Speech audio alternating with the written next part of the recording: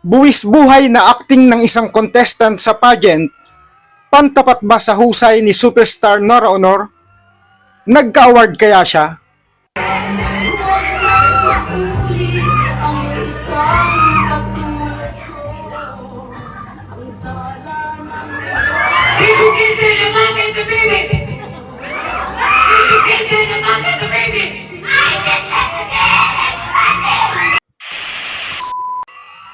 Muli ay silipin natin ang mga ganap at drama na nag-viral sa social media.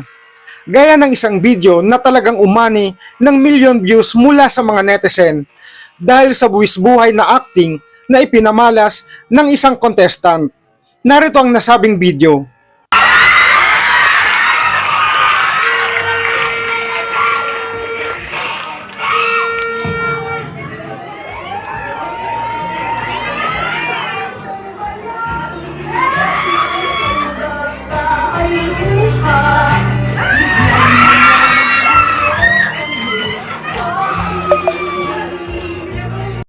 Ang naturang viral video ay isang eksena sa isinagawang pageant para sa Mr. and Miss Arayat Institute kaugnay sa kanilang founding anniversary, kung saan ay ipinamalas ng isang contestant ang kanyang kakaiba, buwis buhay at makatotohanang acting talent na ala superstar na si Nora Honor.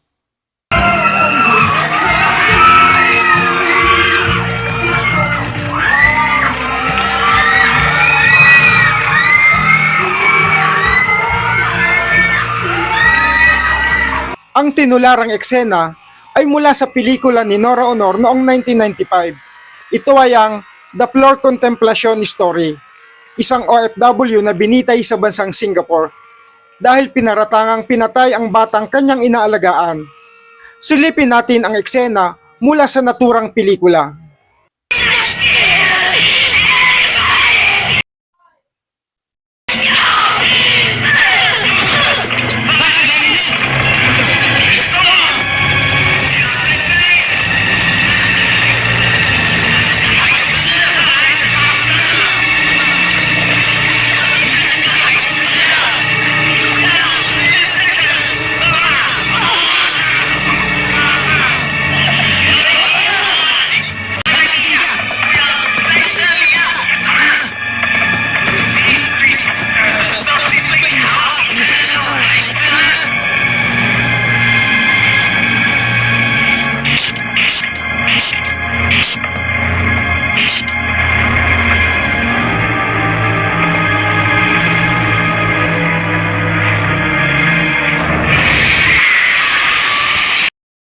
Ipinakita sa pelikula ang dinaranas ng mga kababayan natin na nabibilanggo sa ibang bansa.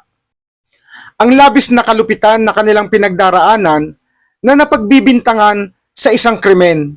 At ito nga, ang eksenang tinularan ng isang contestant sa pageant sa Arayat Institute founding anniversary. Ang ganitong mga ganap ay pagsasalamin lamang sa tunay na mga pangyayari. Mga pinagdaraanan ng mga kababayan nating OFW na nasasadlak sa madilim na kapalaran. Ang iba ay nadidiin sa kasalanang hindi naman nila ginawa. Kaya nga nararapat lamang na pahalagahan ang ating mga OFW, mga itinuturing na bagong bayani na nag-aambag ng malaking halaga sa kaban ng bayan para sa ekonomiya ng ating bansa. Minsan pa lagi nating paalala, laging piliin na maging mabuting tao upang ang buhay ay mapanuto. Muli, madramang salamat po. Ang inyong suporta, ang aking inspirasyon.